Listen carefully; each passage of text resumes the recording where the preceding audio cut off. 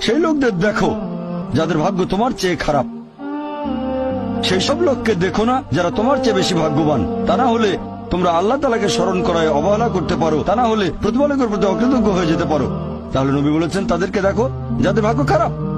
তখন আপনি বলছেন আচ্ছা, এই লোকটার তো কোনো গাড়ি নেই, আমার একটা মারুতি অন্তত আছে। তাকে দেখবেন না যারা সে মার্সিডিজ। ও, আমার মার্সিডিজ নেই কেন? ওই লোকের গাড়ি নেই, আমার তো একটা আছে। আপনি আল্লাহকে ধন্যবাদ জানাবেন। যখন মার্সিডিজ গাড়ির মালিকের সাথে নিজেকে তুলনা করবেন, ও আমার কেন মার্সিডিজ গাড়ি দিলেন না, তাদেরকে দেখবেন যাদের ভাগ্য খারাপ। তাহলে আপনি আল্লাহ সুবহানাহু ওয়া তাআলাকে স্মরণ করছেন। আর এটাই বৈশিষ্ট্য মানুষের। এরকম একটা গল্প যে এক লোকের মনে অনেক দুঃখ, কারণ তার কোনো জুতো নেই। তারপরে সে একটা লোককে দেখলো যার একটা পাই নেই।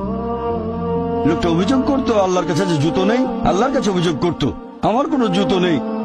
তারপর সেই লোকটাকে দেখলো যার একটা পা নেই। তখন সে আল্লাহকে ধন্যবাদ জানালো।